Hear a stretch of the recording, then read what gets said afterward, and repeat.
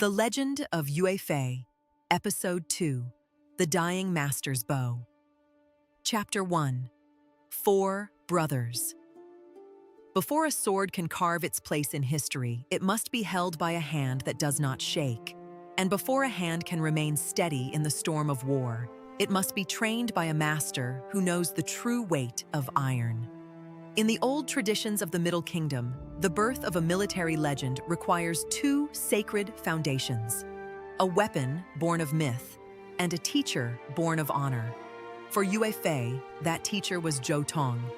He was not an imperial official hiding behind a polished desk. He was not a soft scholar who spent his days writing beautiful words in a peaceful, walled garden.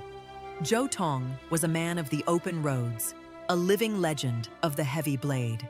He was the Grand Master of Shaanxi, the warrior who had once taught the elite imperial guards of the capital how to fight, before he saw the silent rot growing within the golden halls and chose to walk away into the dust. He was old now. His white hair fell over a weathered face lined by decades of wind, cold, and conflict. Throughout his long life, he had seen the greatest talents of the empire. He had seen wealthy sons who bought their weapons with gold and arrogant princes who wore silk armor to court. But in his final years, he looked past them all.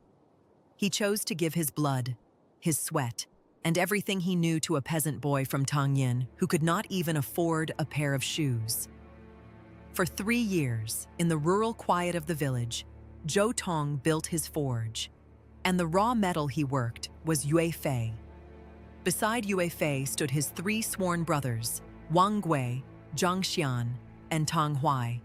They were 4 sons of the soil, bound together by an unbreakable oath of brotherhood, sharing the little grain they had, and sleeping beneath the same leaky roof.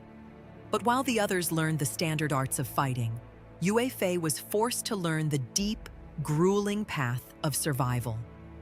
Zhou Tong was a brutal master. He did not praise his disciples. He did not offer comfort when their muscles screamed for rest.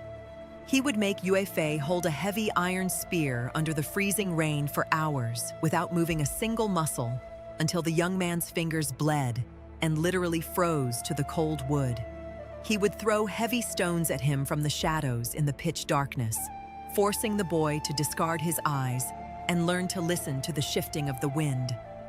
"The enemy will not wait for you to be ready," the old man would bark into the cold air. "The iron cavalry of the north does not care if your body is tired. A true shield does not break because the weather is foul." Under this relentless pressure, the peasant boy's frame began to change. His shoulders grew wider, his posture straight as an oak. His eyes, once full of the wild confusion of youth, became deep, quiet pools of controlled focus. He learned to endure hunger without a murmur and cold without a shiver. He was no longer just a youth trying to pull a bowstring. He was a weapon being hammered into shape by the last great master of a passing age. But the peaceful training grounds of Tang Huai were a luxury that history was about to tear away. The quiet rhythm of the master's yard, the rhythmic clash of wooden practice spears, and the shared laughter of the 4 brothers around the evening fire were standing on the edge of a deep abyss. Zhou Tong's time was running out, and the true test of the 4 brothers was approaching. What kind of bond could hold 4 ordinary village youths together when the shadow of total destruction reached their doorstep? How would Yue Fei's brothers stand when they realized their leader was no longer marching toward a simple life, but toward a national destiny? And what was the dark secret hiding within the old master's past? That belongs to the next chapter.